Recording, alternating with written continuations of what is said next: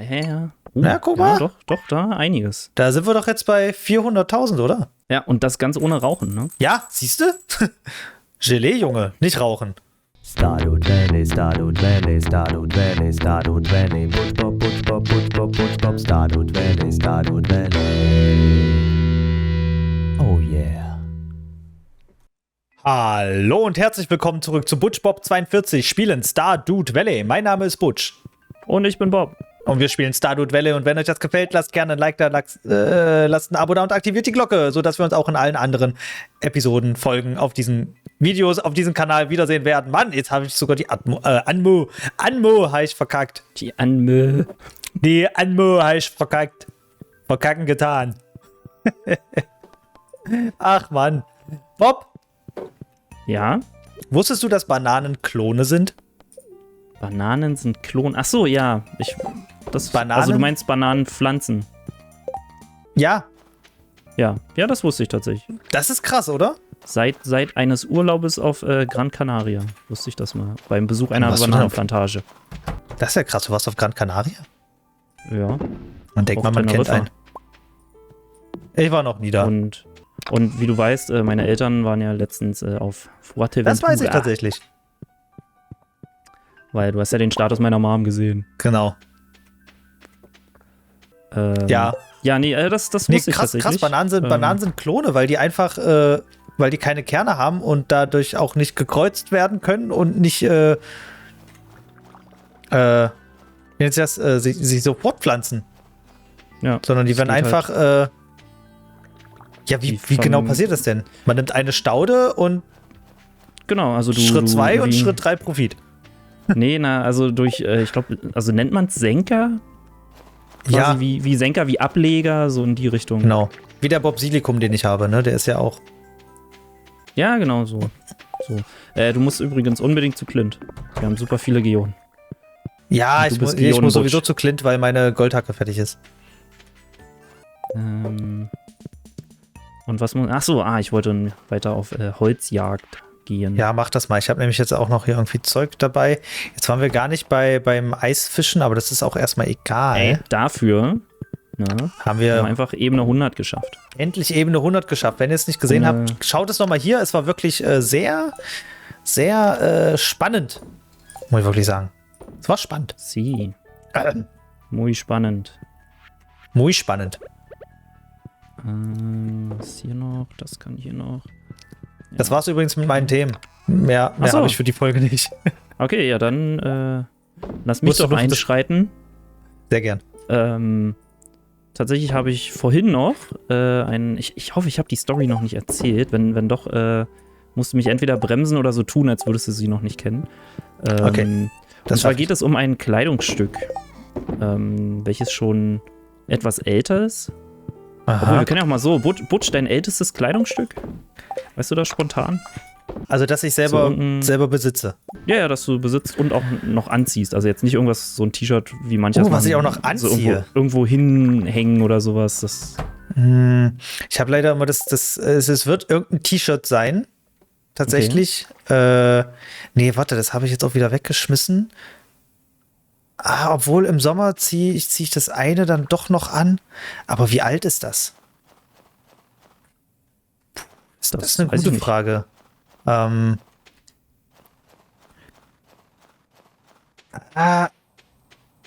6, 7 Jahre ungefähr. Oh, okay. Also doch nicht so alt, weil vieles bei mir einfach total kaputt gegangen ist. Hier sind noch 42 Geonen und 42 Omnigeonen und 4 Geonen.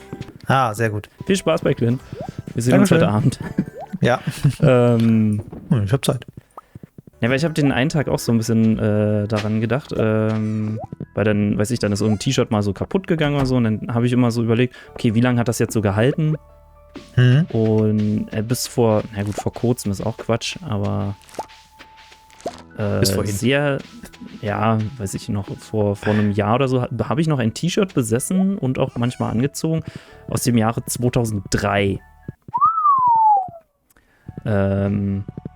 Das weiß ich halt noch genau, weil da war ich in Ungarn am Balaton, am Plattensee. Und dort, während wir dort im Urlaub waren, war das große Balaton-Schwimmen, wo du von einer Seite auf die andere Seite war. Okay, das. ja, Also war so ja. eine Veranstaltung, dann sind die da alle halt so lang geschwommen und so. Ja. Und dann, ne, und heute tatsächlich habe ich auch so einen Pullover angehabt, wo ich dachte, Mann, wie alt ist der schon? Und dann habe ich mich an eine Story mit diesem Pullover erinnert, die in Amerika stattgefunden hat. In America. Ja. Und das ist so ein alter Kappa-Pullover. Und falls du dich dran erinnerst, Kappa hat ja als Logo quasi eine Silhouette von einem Mann und von einer Frau, die so Rücken an Rücken lehnen. Ja, genau. Sitzen Ich und erinnere mich, lehnen, ja. genau. Ja, und durch diesen Pullover, durch dieses Kleidungsstück habe ich tatsächlich in Amerika damals Ärger in Anführungsstrichen bekommen. Echt? Ja. Erzähl.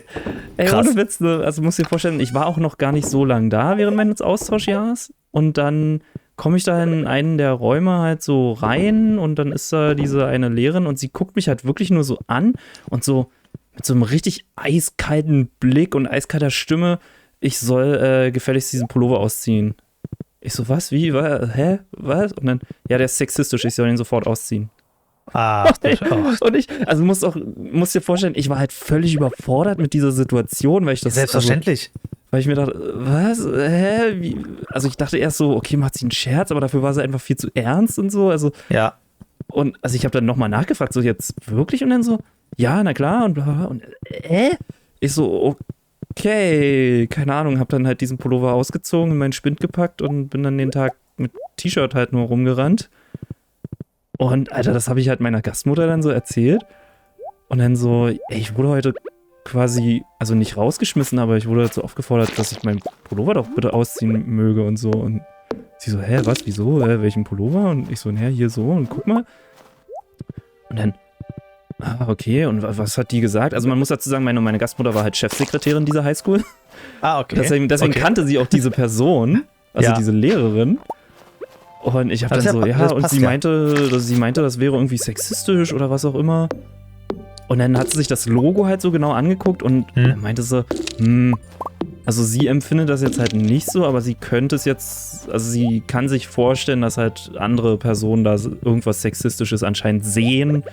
Und dann meinte sie, also hast du richtig gehandelt, bevor du dich auf irgendeinen Streit oder so einlässt, einfach was- ausziehen, umkrempeln oder was auch immer und dann, ne, und ich, also das war so meine dumm, ey, meine wirklich. erste Kollision, sage ich mal, mit, ich weiß nicht mal was, mit Dresscode oder keine Ahnung. Ey.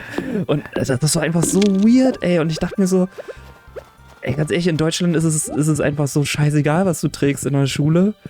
Ja. Und Amerika hat halt so krassen Dresscode irgendwie. Na, vor allem aber auch bloß auch so. scheinmäßig, ne? Das ist ja so, das Ja, ist ja natürlich. so eine verheuchelte Gesellschaft. Das ist halt wie das Wort Fuck zu zensieren. Ja. Aber das F, der F-Laut und der K-Laut am Ende, die bleiben. Ne, so, dass Ja, du nur es das ist U Quatsch. wegzensierst. Alles Ist halt so an diesem- lächerlich. Alles an dieser Gesellschaft ist einfach Quatsch mittlerweile. Weil das nichts da ergibt irgendwie Sinn oder baut auf irgendetwas auf oder ist da wirklich tief in der, weil wenn Fluchen und so weiter wirklich schlimm wäre, Ja. es macht ja jeder. Ja. Da wird eine Moral hochgehalten, die gar nicht existiert. Eigentlich. Und das ist halt so unglaublich nervig. Ach nee, ey. Ja, also es war irgendwie, keine Ahnung, war eine komische Erfahrung, da in den Klassenraum zu kommen und das Erste, was du von der Lehrerin halt hörst, ist irgendwie, zieh deinen Pullover aus, weil der ist sexistisch oder so. Und dann denke ich mir auch so, also Kappa ist, glaube ich, auch eine Marke, die halt in Amerika nicht üblich ist oder vielleicht gibt es die da auch gar nicht. Ja. Also vielleicht mittlerweile schon, keine Ahnung.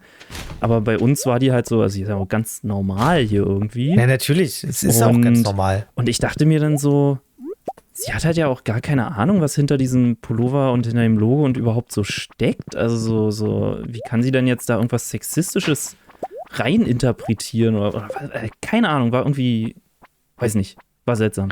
Ja, aber die Leute interpretieren ja sowieso. Skelette habe ich übrigens mal angenommen. Echt jetzt? Ja, Na gut. aber wir haben Mensch, 6 Tage Zeit, also Ja, okay. wir können es auch einfach nicht machen, aber ich habe sie erstmal ausgewählt. 50 ja. Skeletten. Ja, okay, kriegen wir Deswegen schon. da immer mal, wenn ich diesen Pullover dann doch mal anziehe, muss ich irgendwie an diese Story denken und denke mir dann immer, echt, davon fühlt sich jetzt jemand angegriffen vom Kappa-Logo, aber ja, weiß nicht. Zum Glück bin ich da nie mit meinem Kaffee mit Milf-T-Shirt hingegangen.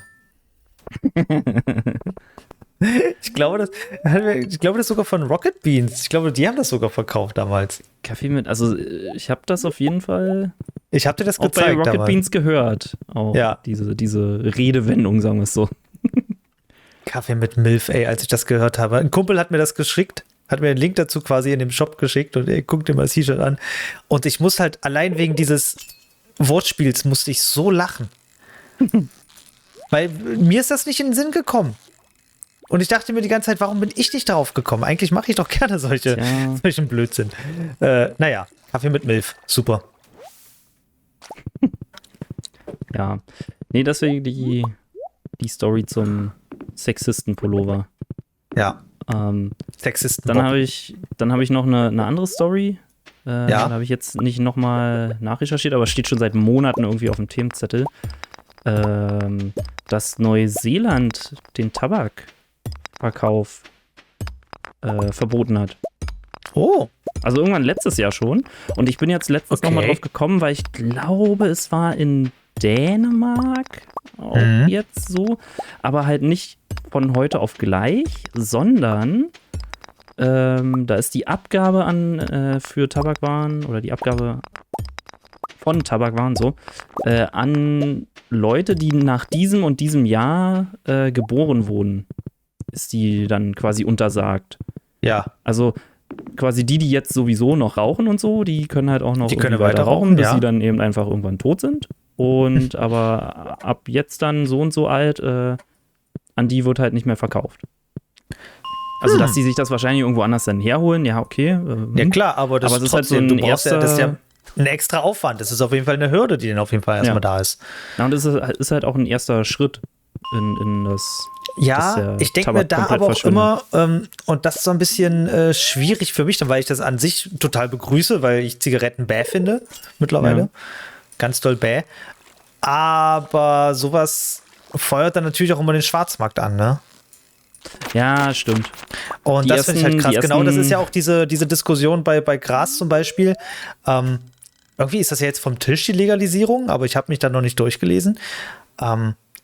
Ich bin absolut kein Fan von Gras und Drogen allgemein. Aber so den Schwarzmarkt kaputt zu machen, das wäre schon irgendwie cool. Ja, Weil stimmt. das halt einfach nervig ist. So. Und du gehst irgendwie. Ein paar Leute meinen halt irgendwie auch, ja, nur weil das denn irgendwie legal werden sollte, wird ja trotzdem diese Dealerei in den Parks nicht abgeschafft. Die werden ja trotzdem weitermachen. Und ich denke mir so, nee, glaube ich nicht. Das wird sich nicht mehr Stimmt. rentieren, weil die Leute lieber sich das einfach so in der Apotheke holen oder sonst wo oder in irgendwelchen Coffeeshops, wo man es dann auch besser zelebrieren kann, als zu irgendwelchen Dullis in den Park zu gehen und sich da das Zeug zu holen. Glaube ich nicht. Glaube ich nicht, dass das mehr Spaß macht. Na, und du weißt halt vor allem auch mehr oder weniger, Was wo du es da herkommt, bekommst. wenn du Ja. es dir legal beschaffst, sag ich mal. Aber interessant war halt, die Kommentare unter dem Beitrag waren natürlich als allererstes, also sorry, Raucher da draußen, aber das erste, was da kam, oh, ja, dann fehlen ja so und so viel Steuereinnahmen und in Deutschland Ja, geht das ja ja, gar ja. nicht und bla, und ich denke mir so, oh, alles wird über Genau, weiß ich, ihr Steuereinnahmen. raucht für so. Deutschland. Ihr raucht Ja, ja, für genau. Deutschland. Genau. Weißt du, sonst immer, scheiß Deutschland und bla und hier Steuern, ne. Und dann Ja. aber, da ist es dann so, ja, ey, ich rauche hier, dass Deutschland Genau, auch schön wir- Steuern einnimmt. Wir verdanken den Rauchern alles. Ja. Ne? Ja. Ohne die Raucher wäre Deutschland nicht. Ach komm, ey. Ja, ich finde auch. Sehr, sehr albern. Ist wirklich So, albern. hier ist eine Omnigeode. Ja, ich hab heute nicht mehr Oh, geschafft. es ist schon so spät. Es ist schon spät. Warum ist es so spät? Oh, So hier ist noch, spät, eigentlich ist hier so noch echt viel zum spät. Verkaufen. Los, komm, hier. Du Das verkaufst Risiko gehen wir noch? ein. Ich verkaufe nichts mehr. Ja, Mann. Also ich habe Ich schon, hab ich hier hab noch- schon, ich hab schon Fisch Hier, schon verkauft. Gelee ist noch gut und Kaviar und so. Ach so. Ich glaube, wir brauchen noch so ein Mini-Verkaufsding. Shit. Mini-Verkaufsding noch direkt neben dem Lager. Oh, Alter, sogar noch ins Bett geschafft. Bam. Sehr gut. Bam. Sehr gut, Bob. Ja. Na, guck mal. Doch, da einiges. Da sind wir doch jetzt bei 400.000, oder? Ja, der Kaviar. Hier, Gelee. Ja, Ja. da geht schon einiges. Kommt was zusammen. Es lohnt sich schon. Ja, und das ganz ohne Rauchen, ne? Ja, siehst du? Gelee, Junge, nicht rauchen. Ja, yes! nee, deswegen. Juanita krabbelt. Ja, sehr cool. Endlich. Ich weiß übrigens, warum ich ja noch gar kein Kind kriegen kann. Warum die nicht? komische Krippe bei mir aus dem Haus entfernt. Bob, ey. Oh, was hat sie? Es stört dich nicht, wenn ich hin und wieder etwas an der Einrichtung ändere. Oder ich bin immer noch so glücklich über einen eigenen Ort, an dem ich arbeiten kann. Was Was hat sie geändert? Was hat sie geändert? Vor allem, was arbeitet sie denn? Weiß ich nicht. An der Einrichtung anscheinend. Achso. Okay, nee, ich kann jetzt gerade keine Veränderung feststellen. Ey, Fräulein. Ein bisschen Wein ist Ja. fertig. Hervorragend. Ich guck mal. Nee, bei mir im Keller ist noch nichts. Hier Iridium noch, das ist gut. Aber Muss nämlich langsam auch mal- weißt du, Wein holt man sich ja im Getränkemarkt. Das ist richtig. Weißt du, was man da auch hat? Einkaufskörbe. Wie räumst du deinen Einkaufskorb ein? Los. Oh, das Wie räumst du ihn ein, aus, was packst du zuerst aufs Band und so weiter? Los geht's. So, Das müssen wir jetzt okay, ein für alle Mal klären. Du willst das ein für alle Mal klären. Und zwar, pass auf, der Einkauf selber, beim Einkauf selber, also wenn ich durch den Laden gehe und da erstmal alles in den Wagen schmeiße, fange ich tatsächlich mit dem Zeug eben an, womit der Laden eben auch anfängt. Ne? Also ich gehe ja meine Routen, man geht ja okay. seine Routen ab und deswegen Ja. ist das da relativ unsortiert, wenn ich es so in den Einkaufswagen packe.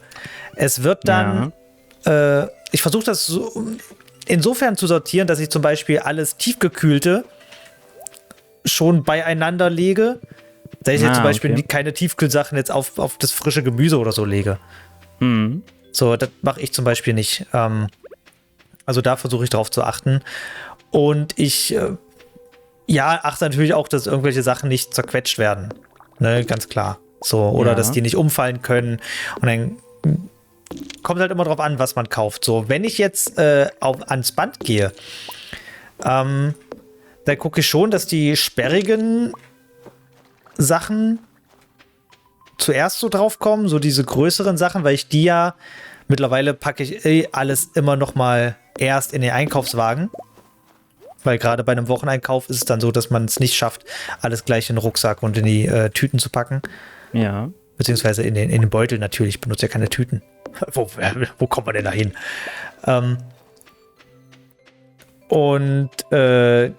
Ganz ans Ende des Bandes packe ich dann immer Sachen, die abgewogen werden müssen. Okay. Weil das mir immer noch mal Zeit gibt. Das gibt nämlich immer noch mal ein bisschen Zeit, das alles in den Einkaufswagen zu räumen. Und da kommen natürlich die großen Sachen unten hin. Die kleinen Sachen kommen dann irgendwie so drauf, aber eben so, dass es eben passt. Ne? Mhm. Das ist so ungefähr so, wie ich meinen Einkaufswagen einräume. Und jetzt du. Eigentlich relativ simpel bei mir. Alles, was schwer, sperrig, stabil, robust ist, kommt natürlich ganz hinten, sage ich jetzt mal. Also hinten ist quasi näher an meinem Körper dran. Ja.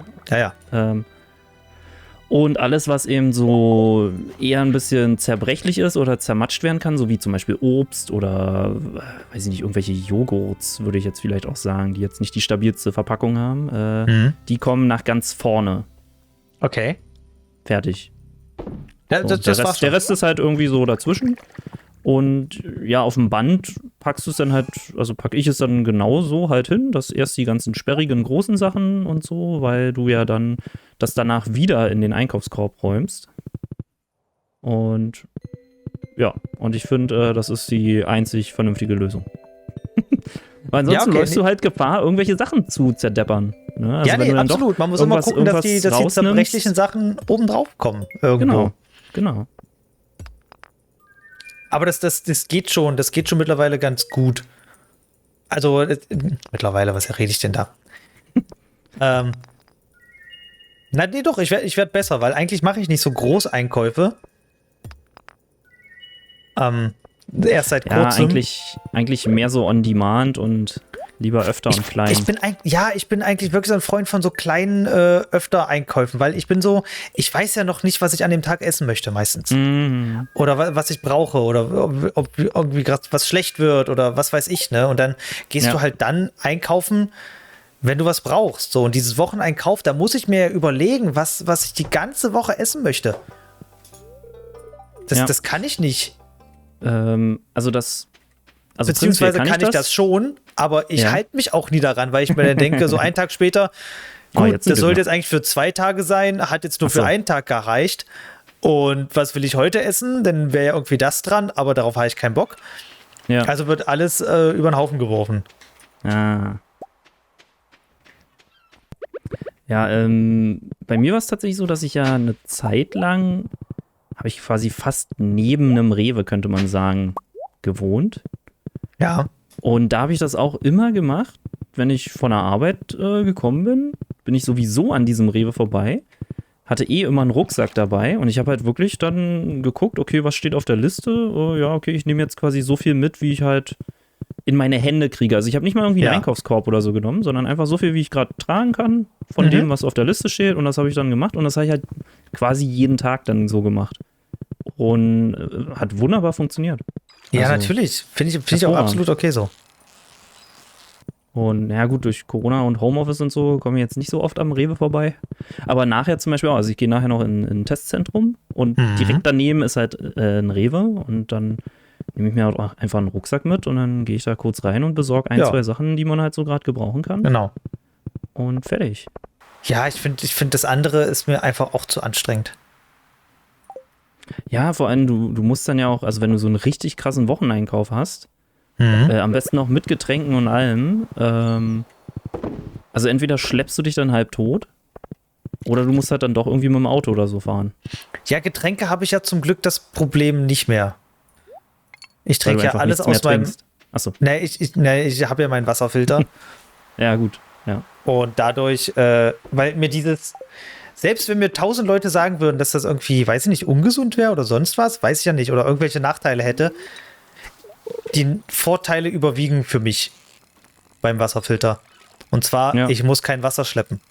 Ja, das stimmt. Ich habe das ein paar Jahre lang gemacht, das tue ich mir nicht mehr an. Nee, auf gar keinen Fall. Ich finde, das ist unnötig. Es ist unwirtschaftlich. Ja, kann ich verstehen.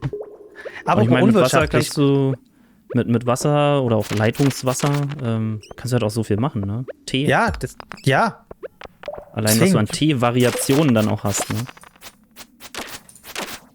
Die Möglichkeiten sind nahezu endlos. Apropos unwirtschaftlich. Ja. Hat nur was mit unwirtschaftlich zu tun. Eigentlich geht es nur so ein bisschen um Geld. Und zwar wird ja alles teurer. Ne? Es wird ja gerade mal wieder irgendwie alles teurer. Und das ergibt für mich keinen Sinn. Oh, okay. Also auf Shit, einen Seite jetzt geht's schon, um weil Wirtschaft. Sachen werden irgendwie knapper und so weiter und bla bla bla. Ja. Aber warum verdient man dann nicht mehr Geld?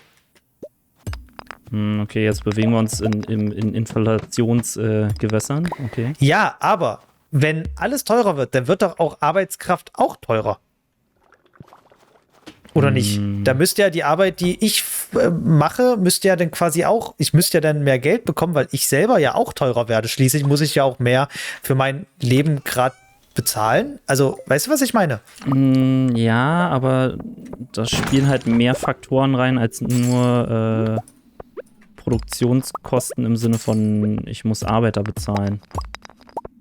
Du hast ja Transportwege, du hast Angebot und Nachfrage, ne? Das ist ja auch ein ganz großes Ding. Ja, na Weil, klar, wenn die die Leute- Sachen verstehe ich ja auch. Ja. Was mich aber nur daran, aber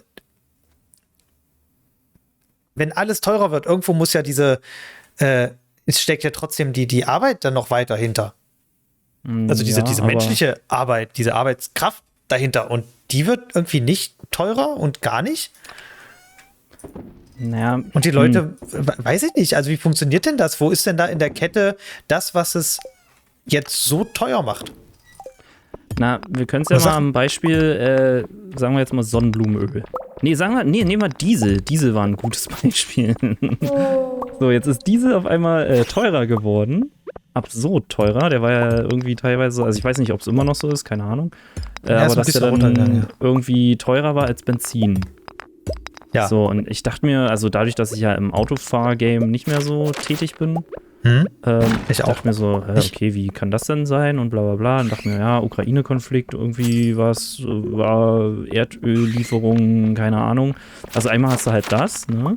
Dass wenn irgendwo die Ressource abgeschnitten wird, muss sie woanders hergeholt werden und dadurch hast du halt Transportkosten, Beschaffungskosten, dann kostet es vielleicht irgendwie einfach generell anders irgendwie was oder ja. So, und dann hast du aber, was ja beim Diesel so krass war und was ich einfach lustig und lächerlich so zugleich fand, dieser hohe Dieselpreis soll wohl zustande gekommen sein, weil die Leute halt einfach Diesel ohne Ende aufgekauft haben. Weil die Leute Schiss und Panik bekommen haben und gesagt haben, scheiße, bevor jetzt das hier irgendwie mit Russland, Ukraine eskaliert, muss ich mir nochmal den Dieseltank in meiner Heizung voll ballern, weil dieser Sommer wird jetzt kalt. Und ich dachte mir so, echt jetzt sind die Leute wirklich so, ich will schon fast sagen, so dämlich. Also ja, vorausschauend und so ist ja okay. Aber Leute, was denkt ihr denn, was hier passiert, ey? Also nee, aber es ist wirklich genauso dämlich. Also die ist genauso wie bei Toilettenpapier und Nudeln am Anfang. So jetzt fangen die an, da irgendwelche Öl zu hamstern, obwohl die gar nicht wissen, was sie damit anfangen sollen. Plus, was ja auch noch dazu kam, ist, dass die Preise für Diesel und Benzin und bla bla bla, das alles ist zwar gestiegen, also auch die Beschaffungskosten quasi, aber bei weitem nicht in dem Maße, wie dann der Tankstellenpreis quasi gestiegen ist, weil sich einfach die Vertriebe dann gedacht haben, gut, also wie nennt man das nochmal, diese Raffinerien dann gedacht haben, gut, schlagen wir einfach aus der Krise noch mehr Gewinn raus. Ja. Und haben die Preise einfach ins Unermessliche getrieben. Und das Geile ist dann auch, dass die größte Raffinerie in Deutschland einfach auch Russland gehört. Ja. Es ist einfach, also, ach Gott, ey. Kannst du keinem erzählen. Nee, kannst du keinem erzählen. Mach ich auch nicht. Wir sind ja hier unter uns. Genau. Nee, woran ich halt den einen Tag so gedacht habe, ist, wenn jetzt die Preise so verdammt teuer sind, ne, und alles wird ja immer, wenn dann teurer, es wird ja nie irgendwas billiger. Dann denke ich mir so, es wird halt genauso passieren, ne? Ich meine, wir sind jetzt auf so einem Preisniveau von Öl, Diesel, Benzin und so, wo alle sagen, oh mein Gott, bla, und total viel. So, aber wenn die Leute halt drauf angewiesen sind oder denken, dass sie drauf angewiesen sind, dann kaufen sie es natürlich irgendwie irgendwo trotzdem. Ja. Und das Problem ist, wenn der ganze Bums hier vorbei sein wird, du glaubst doch nicht, dass dann die Preise auf einmal runtergehen. Ja, schon. Aber nicht signifikant, nicht auf das Niveau, was es vorher war. Nee, vor allem nicht ganz im ehrlich, Markt. Man gewöhnt sich an solche Preisnivers. Gewöhnt man sich halt als, ich sag mal, Normalverbraucher, ja. Und, shit, das ist alles nicht. Und die da oben, die kriegen das ja nicht mit. Ja, na, ohne Witz. Also die denken sich wahrscheinlich, lass doch die Preise einfach gleich so. Die Leute kaufen es ja sowieso. Hat ja Danny Scholz selber gesagt. Ja, das Interview war nicht gut. Das war nicht gut. Voll gut, ey. Nee, aber da habe ich halt so den Schiss vor, dass es dann eben heißt, ja, na gut, also man hat sich dann halt an dieses Preisniveau gewöhnt und kauft es dann halt trotzdem einfach dann weiter. Ja, naja, also bei Tankstellenpreisen ist ja wirklich so, dass da kriegt man die Schwankungen schon dolle mit. Also die schwanken ja wirklich extrem und da kann es wirklich sein, dass es irgendwann mal wieder durch eine andere Krise in einem anderen Land irgendwie wieder rapide nach unten geht, also dann wirklich auch wieder unter €1 geht, wie es ja irgendwie, wann war das? 2015, 2016? Irgendwie so in dem Dreh? Nee, früher. ging es ja. Oh shit, Dann das ist ja schon 1:40 Uhr. Ja, du musst ins Bett. Shit. Ging das irgendwie wieder sogar unter 1 Euro irgendwie der Diesel? Also das merkt man dann schon. Also bei Okay. jedenfalls an der Tankstelle, aber im Einkaufsladen, im Konsum, da merkst du das nicht. Konsum. Nee, Ja. im Konsum kriegst du es nicht mit. UFO, Oh, bei mir nicht. bei mir schon. Da oben. Aber ich habe hier fast 30.000 G an Wein, sehe ich hier. Ja, Mann, ist abartig gut, ey. Ja, finde ich hervorragend. Geil. So, Ja, geil. Bob, die Folge ist vorbei. Ja, ich weiß. Voll nervig, ne? Ja, wir haben nichts geschafft, diese Folge. Wir haben Geld verdient, ja. Das haben wir Aber ich geschafft. habe ein paar Skelette schon mal kaputt Ach gemacht. so, siehst du, da habe ich mich gar nicht drum gekümmert. Aber ich habe Geoden aufgekloppt. Ja, können wir nächste Folge gucken, wie viel ich geschafft habe und dann. Ja, okay, machen wir Das da wird weiter. Alles klar, bleibt am Ball. Wir sehen uns in der nächsten Folge wieder. Like, Abo und Glocke und dann passt das. Und schreibt mal, worüber haben wir gesprochen? Tabakverkauf? Tabak, Dresscode in amerikanischen Schulen? Was ist das sexistischste Kleidungsstück, welches ihr besitzt? Genau, das ist eine gute Frage. Welches ist das sexistischste Kleidungsstück, was ihr besitzt? Schreibt es in die Kommentare, gern auch Foto auf Discord oder sonst was. Oh und mein dann, Gott. und dann sehen wir uns hier beim nächsten Mal wieder. Bis dahin, habt eine schöne Woche. Tschüss. Tschüss.